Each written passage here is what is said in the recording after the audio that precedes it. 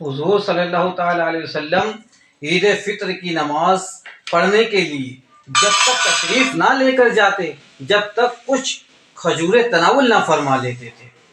1 3 5 یا پھر 7 حضور صلی اللہ تعالیٰ علیہ وسلم کھجوریں تناول فرماتے، اس کے بعد عید الفطر کی نماز کے لیے تشریف لے جاتے۔ ایسا کرنا سنت ہے۔ میں تمام حضرات سے گزارش کروں گا کہ جب وہ عید کی نماز پڑھنے جائیں تو پہلے کچھ نہ کچھ میٹھا کھا کر جائیں تاکہ میرے نبی کی سنت ادا ہو جائے اور آپ کو 70 شہیدوں کا ثواب مل جائے۔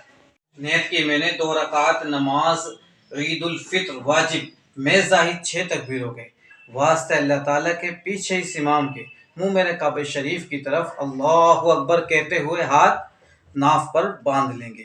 امام صاحب ثنا پڑھیں گے، آپ خاموشی کے ساتھ بھی ثنا سنیں گے۔ اس کے بعد پہلی تکبیر ہوگی، آپ کانوں تک ہاتھ اٹھائیں گے اور ہاتھ چھوڑ دیں گے۔ دوسری بار امام صاحب تکبیر کہیں گے، آپ کانوں تک ہاتھ اٹھائیں گے اور چھوڑ دیں گے۔ تیسری بار امام صاحب جب تکبیر کہیں گے تو آپ کانوں تک ہاتھ اٹھائیں گے اور ہاتھ باندھ لیں گے ناف پر۔ اس کے بعد امام صاحب الحمد شریف پڑھیں گے، سورت ملائیں گے، قرأت کریں گے۔ قرأت کے بعد رکوع ہوگا، 2 سجدے ہوں گے، 2 سجدوں سے پھر کھڑے ہو جائیں گے۔ پھر امام صاحب قرأت کریں گے، سورت ملائیں گے۔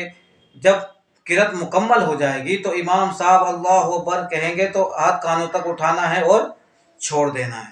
دوسری بار پھر کانوں تک ہاتھ اٹھانا ہے اور چھوڑ دینا ہے۔ تیسری بار پھر کانوں تک ہاتھ اٹھانا ہے اور چھوڑ دینا ہے۔ اور چوتھی بار جب امام اللہ اکبر کہے تو کانوں تک ہاتھ نہیں اٹھانا ہے، بغیر ہاتھ اٹھائے رکوع میں چلے جانا ہے۔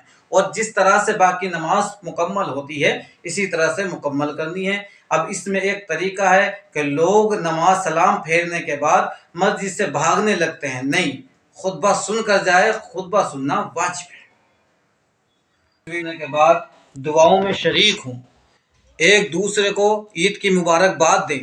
عید کی مبارکباد کیا ہے؟ عید کی مبارکباد ایک دعا ہے کہ اللہ تم پر رحمت نازل کرے، تم پر برکت نازل کرے۔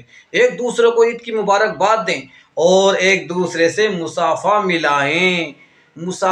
جب ایک بندہ دوسرے بندے سے مصافحہ ملاتا ہے تو رب تبارک و تعالیٰ اتنا خوش ہوتا ہے کہ ان کے دونوں ہاتھ جدا ہونے سے پہلے رب تبارک و تعالیٰ ان کی مغفرت فرما دیتا ہے۔ سبحان اللہ، سبحان اللہ۔ ویڈیو کو زیادہ سے زیادہ شیئر کریں، لائک کریں، کیونکہ صدقہ جاریہ کی نیت سے شیئر کریں۔ پتہ نہیں کس بندے کو آپ کی شیئر کرنے کی وجہ سے ہدایت مل جائے اور آپ کی مغفرت کا ذریعہ بن جائے۔